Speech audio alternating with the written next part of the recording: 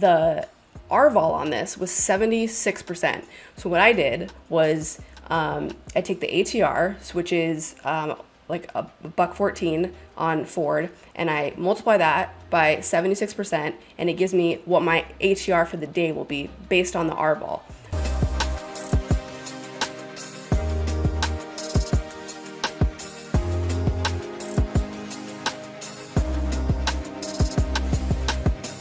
What is up? So today was a really good day.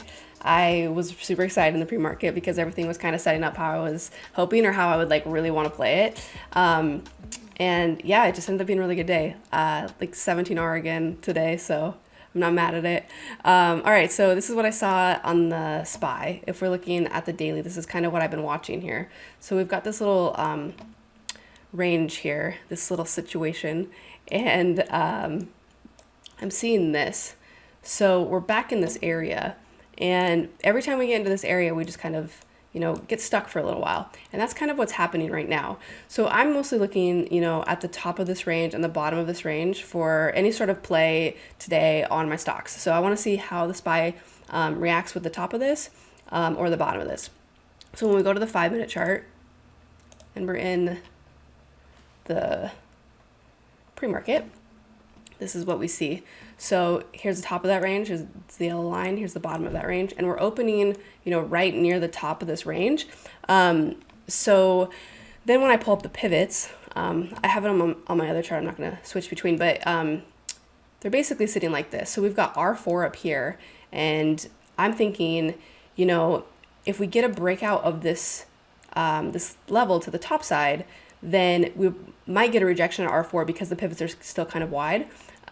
So that's what I was looking for. I was looking for, if we break, we go long on something, at least for a pop, maybe not an all day trend because we've still got this, this range down here. Maybe we get a pop, and then, if we open and we reject, then we'll just go short on something, back into this range. So that is basically what I was looking at with the SPY. And then these are the stocks I chose. So the first one that I traded this morning was Oxy. And I'll show you what I was thinking on that. If I go to the weekly, you can see this setting up over here.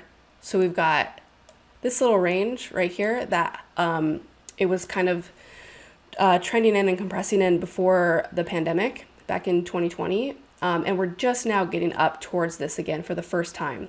So I'm thinking, if the SPY opens strong, we'll get a pop into this level. And if it opens weak and rejects the level, then we'll get back down maybe to the top of this or something. So that's what I was looking for. And on Oxy, what's interesting about this is I think I have pivots on, not on that chart. Okay, I'll just bring them up over here. On Oxy, you can see here that yesterday we had these really wide pivots, right? And today they're compressing. And the cool part about this is we've got R4 lined up almost exactly with that level on the range. So this yellow line right here is the bottom of that weekly box that we're hitting up against. So I'm thinking if the SPY breaks up in the morning, we've got a breakout of R4 and this level, at least for some sort of pop to the upside before maybe the market rolls over or something. So I knew that I wanted to be long at the open if that happened. So that's what I did with Oxy.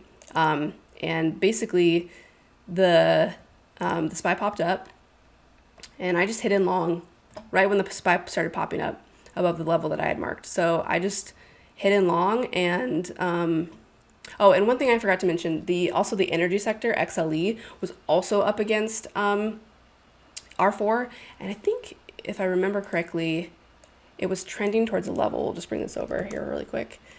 Yeah, exactly. So I'm just gonna zoom in on this little box. Yeah, so if you take a look at XLE, we're opening right here, and it actually has a level up here. So again, I'm looking for some sort of pop and rejection. And that's what we did. So, all right. So Oxy was a simple one. I just, I hit in at this level knowing that, if we couldn't hold it and we lost, I would just get all out. Or if the SPY couldn't pop and hold, I would just get all out and at least wait for a different setup with it, or, maybe take it short. But yeah, I just held it. Struggled for a little while, I was throwing these wicks, but every time asks came, big asks came down on the L2, the bids just took them out, and it didn't really push it down. It just kind of like ate through it and just kind of like hung out. Maybe pushed down a couple times, but it wasn't anything that would signal to me like, oh, we have to be short in this. So yeah, I just kind of held it, and then we got close to 39, and I took a partial up here. I was thinking, maybe we would get up to 40, but or at least an ATR move on it. But then the SPY started to hit resistance, and XLE started to hit resistance, and so I just hit out of it right here. Didn't even let it get back down to break even. I just hit out. Hindsight, obviously, could have shorted this back to the bottom of some sort of range here, especially with the SPY rolling over and XLE rejecting a level. But I was actually already in forward on a short right around the time that I hit out of this, and I was like, I don't need to be in these two at the same time. Would have been amazing, but yeah, I can only do so much. Okay, so that was Oxy, and then when we take a look at Ford, so Ford was really fun, and yeah, super loved this one. So I'll leave the pivots on for a minute just so you can kind of see. Okay, so I've been watching this obviously for a few days, at least playing it. I think even since like last week I was playing it. Was it last week? At least definitely this week. I've played it a few times. We've got this range on the daily, and we're basically in there right now. So I'm looking at the top of the range and the bottom of the range for a play. And if I go to the 5-minute chart on Ford, what's fun about this is you could not get any more precise with a pivot lining up with one of my levels. So Oxy was very close, but Ford, my level is 2050 and R3 is 2050. And I was just like, oh, sweet baby Jesus. We are going to, hopefully with the SPY, pop to this and then just get a rejection all day long. So that is exactly what I was looking for. So while I was in Oxy riding long, I was like, I'm just going to take Oxy long until it's, until I'm done with that. And then I'm going to be looking at Ford for a short of this level. So what I did and how I played this was, so again, spiraled over and rejected R4, and Ford tried to break out of R3 and its topside daily range level, and it couldn't, and rejected. So as it broke down through this level and it tried to kind of pull back into it, I just hit in short right here.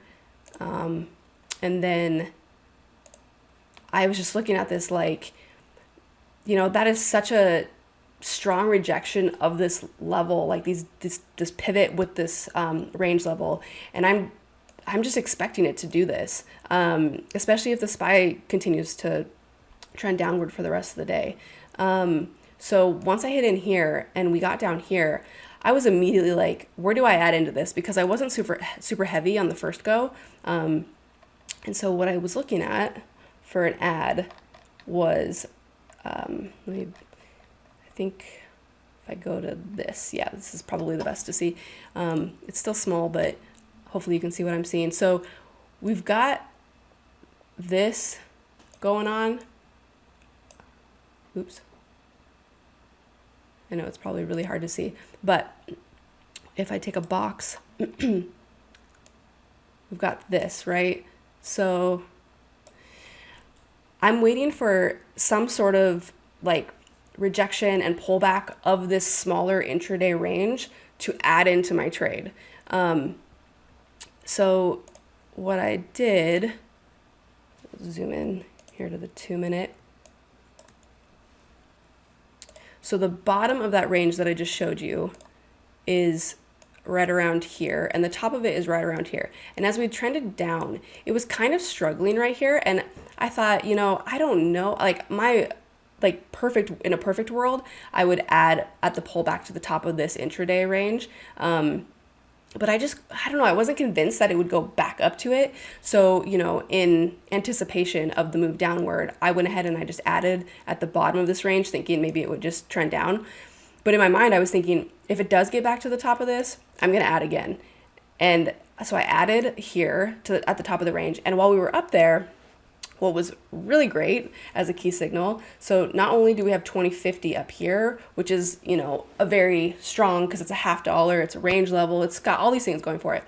But when I see really, really large stacks of asks go from being at like a $0.50 or a whole dollar to now being like 10 cents below those levels, I'm seeing it as sellers are stepping down. So they're not expecting the buyers to come up above 2050 to, buy and push the stock higher. And so they're just, in my mind, how I read it is they're just stepping down and saying, we're gonna get out before 2050. We're gonna get out before this huge level. So, I mean, the asks were so big and it was just like a chunk of them. And as we pushed up into it at 2040, I mean, it just kept pushing down and nothing, it just was not breaking through. And I saw on the tape, a lot of the sales were going through at 2039. So we've got this huge ask at 2040, but all the sales are going through on the bid. So, the asks, they're just like stepping down. They're just like, take me out of here. So after I hit in here and I saw all that happening, I was like, to hell with it, I'm going again. So we went in again. So I'm pretty heavy in this at that point. But yeah, and then I just, I held for, my initial target was 20, the whole dollar of 20. But I saw it kind of hold a little bit here at about 2010. And, this is the intraday, the low of the day. So I just partialed that low of the day. Then I waited for 20. Then I waited for previous day close. And then we got this nice little pullback. And as we were pulling back, I saw, you can't see as far down, but at 1950, we had this bid and it was just kind of building, right? So it started at like, 200 lot, and then it went to like 3, and it was starting to get up to 4. And I was like, on this pullback, I'm gonna hit in for an ad. So it's also like basically the bottom of a range. So I hit in for the ad. I took another partial when we got back down to previous day close, just to make sure, because sometimes, they can do that. So, just take a little bit more profit off the table. And then my target was, zoom in here. There's a lot of pivots on here, so it's definitely hard to see. Let me just change that real quick and default. There we go. Okay, so ideally, I'm looking for that bid at 1950, but the RVOL on this was 76%. So what I did was I take the ATR, which is like a $1.14 on Ford, and I multiply that by 76%, and it gives me what my ATR for the day will be based on the RVOL. So after I took all these partials, I was like, well, I don't know if it'll get a full ATR move. So where would my partial be if it only got 76% of the ATR?